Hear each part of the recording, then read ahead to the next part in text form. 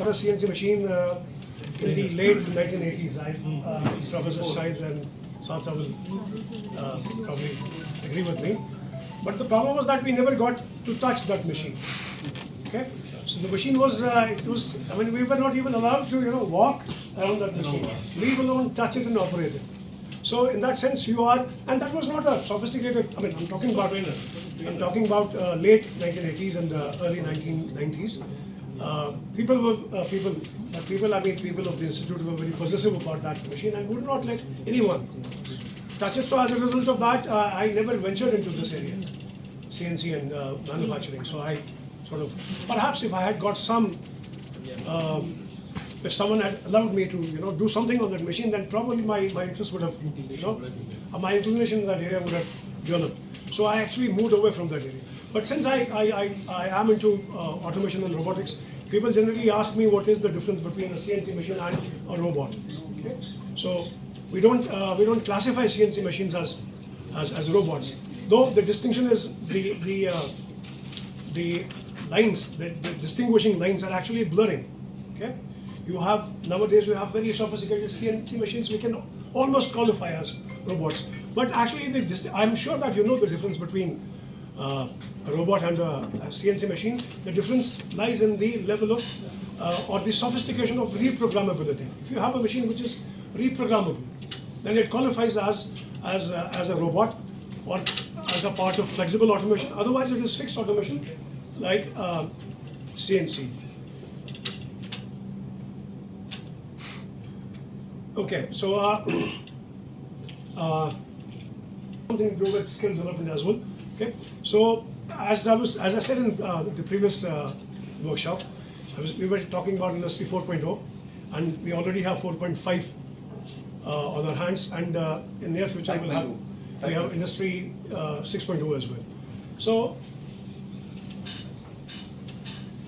here with us, the guest of honors, Mr. Sahil Alakban, who is the Assistant Director of the Ministry of MSME representing J&K, Professor Sheikh Shahid Salim, a Senior Professor of Mechanical Engineering Department, Dr. Noor, Dr. Danish, Dr.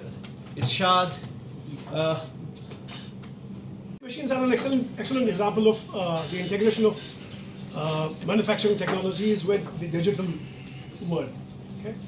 And so far as skill development is concerned, okay, so we have Internet of Things is cliched now. It's almost obsolete. We have now the Internet of Skill. Okay, so people who have skills, okay, skills in different areas, okay, skills in, let's say, automation, or Industry 4.0 technologies. Those people, those are the people who have the relevant skill set, as Professor Salpervez was, and those are the people who will actually be in demand. So with these few words, I'd like to conclude. To create an ecosystem and enabling environment not only in the campus but in the whole region. And from 2016 to 19, we really worked very hard in doing whose idea was selected, and they were given a grant of 15 lakh rupees to develop that idea in the campus. Immediately the next year, we were able to get another scheme of Ministry of MSME, which we call as the Design Expertise Scheme. And this scheme was launched by the ministry to help the unit holders, the MSMEs, the micro, small and medium enterprises. And the basic aim again was that NIT should play a role to upgrade the technologies, the process, the products and the services which these MSMEs offer. Teacher, mentor and guide, Chief Guest of the occasion, Professor Babar Ahmed, Professor Shahid Salim, Superintendent Mr. Dr. Irshad Qadri Sahab, Dr. Saad Parvez, the professors, honor professors from the electrical department, Abid Rizal Sahab, Main Sahab, and dear participants, I welcome all of you for this program of CNC. A lot has been said. I have been given very limited time, only 2 minutes, so keep it very short.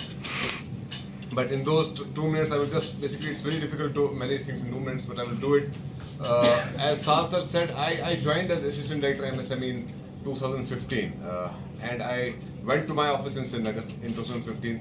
And I went to the gate because there's security. I told them, sir, I am the officer director over here. Oh, sir, you have koi The prominent knowledge in Arab countries, like whatever the Arab Emirates you go, like you have always like the oil and gas field is having prominent potential for this underwater welding field.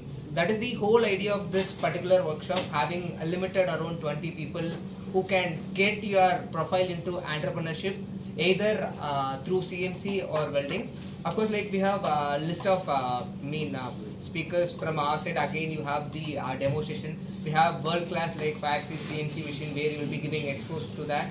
And again, how to use the CNC for your wood carving and wood engraving business. And underwater welding, like this was again we started it. I could proudly say because most of you would now be knowing R.S. Parmar sir, who was the faculty of the institute, who served here for almost 14 years. He is the pioneer of underwater welding in India, who completed his PhD thesis almost 30 years back, and he's my mentor who introduced me to underwater welding. Right now only 2 groups are working where I did my postdoc IIT Guwahati. We started with underwater welding. Now again we are going to take over with that. We have only one training institute as of now in India, that is in Cochin, like where you have exposed to underwater welding. Why? It is a 5-day workshop that promotes self-employment and empower youth. Skill development program on welding and CNC, and I would like to thank the chief guest of the event, Professor Babar Ahmed, the guest of honor, Mr. Sahid Alagband, Assistant Director, Ministry of MSME, DFO Srinagar, Professor Shahid Salim, Dr. Saad Parvez, Chairman, Event, and coordinators of this workshop, Dr. Syed Irshad Qadri, Dr. Dinesh, Dr. Deepak, and I also like to thank all the participants who are gathered here in this event. Thank you all of you once again. It's a project from the scheme, which is an ITBI. It's Inclusive Technology Business Incubator. So we incubate technologies, innovative technologies and ideas, and we foster them into a successful enterprise. So that's what we do with the team. The team is getting developed, the facility is getting developed while I'm talking to you here. So let me focus on this 3 letters, hands-on training. See, today everybody is getting trained, AI, generative AIs, MLs, and we're getting trained on all the skills, right? This is a training of a skill, which is hands-on, means that you practice it, right? So let me give you an example to make it very simple. That you can be successful in life by riding a bicycle from your workplace to your home, or your school to your home, or your college to your home. But you'll never run the race which cyclists do unless you have those skills.